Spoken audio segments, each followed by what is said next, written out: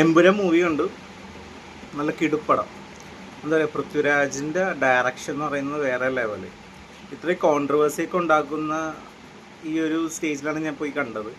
But എനിക്കറിയില്ല ഇത് എന്താണ് സംഭവം. അതായത് സിനിമയായിട്ട് കാണാൻ പറ്റുന്ന ആൾക്കാർക്ക് ഇത് എൻജോയ് ചെയ്യാൻ പറ്റും. ഈ സിനിമയുടെ കൂടെ ഈ ഉള്ളിൽ പൊളിറ്റിക്സ് വെച്ചുകൊണ്ട് പോയി കണ്ടു കഴിഞ്ഞാലാണ് ഇങ്ങനത്തെ ഒരു നെഗറ്റീവ് തോട്ട്സ് വരുന്നത്.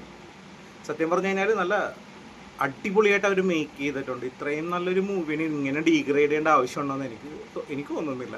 ഞാൻ ഇന്ന് കണ്ടത് കട്ട് ചെയ്യാത്ത വേർഷനാണ് ഞാൻ ഇന്ന് രാവിലെ കണ്ടത്. പക്ഷേ അത് കട്ട് ചെയ്യേണ്ടത് എന്താണ് കട്ട് ചെയ്യേണ്ടതെന്ന് എനിക്ക് മനസ്സിലായില്ല. അവർ പറയുന്നുണ്ട് സ്ത്രീകൾക്കെതിരായിട്ടുള്ള ക്രമങ്ങളും പിന്നെ ഒരു പ്രഗ്നന്റ് ലേഡിയെ റേപ്പ് ചെയ്യുന്ന സീൻസ്, പിന്നെ വേറെ കുറച്ച് 2-3 സീൻസാണ് ഇവർ പറയുന്നത്. ഇതിനേക്കാളും വലിയ കൊടൂര രംഗങ്ങളുള്ളതാണ് മാർക്കോ മൂവിയിൽ. അത് കട്ട് ചെയ്തില്ല. അതിലെന്താ കാര്യം? അതിൽ പൊളിറ്റിക്സ് ഇല്ല, ഇതിൽ പൊളിറ്റിക്സ് ഉണ്ട്, അത്രേ ഉള്ളു കാര്യം. പക്ഷേ അതൊന്നും ഈ മൂവിയിൽ പകുതി സീൻസ് ഒന്നും കട്ട് ചെയ്യേണ്ട ഒരു ആവശ്യമില്ല. കട്ട് ചെയ്യാതെ കണ്ടിട്ടും ഒരു പ്രോബ്ലം ഒന്നുമില്ല. ഈ പ്രോബ്ലം ഉണ്ടാവണമെന്ന് വെച്ചാൽ ഈ പൊളിറ്റിക്സ് മനസ്സിൽ കിടന്ന് കാണുന്ന ആൾക്കാർക്കാണ് ഇത് പ്രോബ്ലംസ് ഉണ്ടാവണം. സത്യത്തിൽ ഇത് പൃഥ്വിരാജിൻ്റെ ഒരു മേക്കിംഗ് എന്ന് പറയുന്നത് ഇൻ്റർനാഷണൽ ലെവലിലെ മേക്കിംഗ് ആണ്. ഒരു രക്ഷയില്ലാത്ത മേക്കിങ്. ക്യാമറ ആയാലും മ്യൂസിക് ആണെങ്കിലും ഓരോരുത്തരുടെ അഭിനയം ആയാലും. ഇത് ചിലർ പറയുന്നത് കേട്ടു ലൂസിഫറിൻ്റെ അത്ര പോരാ, ലൂസിഫറിൻ്റെ അത്ര ഒരു പഞ്ചില്ല എന്നൊക്കെ പറയുന്നത് കേട്ടു. അത് ലൂസിഫറിൻ്റെ അത് അവിടെ കഴിഞ്ഞു. ഇത് നെക്സ്റ്റ് ഒരു സെക്കൻഡ് പാർട്ടല്ലേ ഈ വന്നേക്കുന്നത്. അപ്പം അതിൻ്റേതായിട്ടുള്ള ചേഞ്ചസ് ഉണ്ടാവില്ല. ഈ പിന്നെ പറഞ്ഞു ലാലേട്ടന് സീൻസ് കുറവാണ്, ലാലേട്ടന് പഞ്ച് ഡയലോഗില്ല.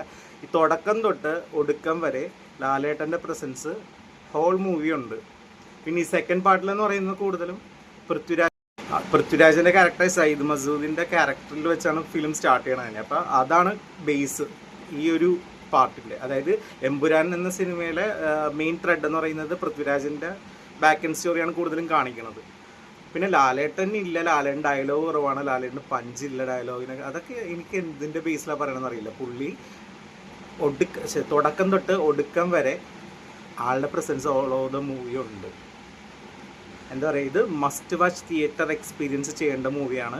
ഈ ഇപ്പം നടക്കുന്ന ഈ പൊളിറ്റിക്കൽ പരമായിട്ടുള്ള കാര്യങ്ങളൊക്കെ വിട്ട് കളഞ്ഞേക്ക്. പക്ഷേ അവരത് എടുക്കാൻ കാണിച്ച ധൈര്യം അത് ആറ്റ്സ് ഓഫാണ്. എല്ലാവരും തിയേറ്ററിൽ പോയി കാണുക, മസ്റ്റ് വാച്ചാണ്. ഇവിടെ നമ്മളുടെ ഈ സറൗണ്ടിങ്സിൽ കേൾക്കുന്ന സ്റ്റോറീസ് ഒന്നും കേട്ട് പടം കാണാതിരിക്കരുത്. മിസ്സായിപ്പോയാൽ ഭയങ്കര മിസ്സിങ് ആയിരിക്കും പടം. എല്ലാവരും തിയേറ്ററിൽ പോയി വാച്ച് ചെയ്യുക. പിന്നെ ഈ കട്ട് ചെയ്തിട്ട് ആവശ്യമില്ല സിനിമയിൽ. എന്തിനാണ് കട്ട് ചെയ്യണമെന്ന് എനിക്കറിയത്തില്ല.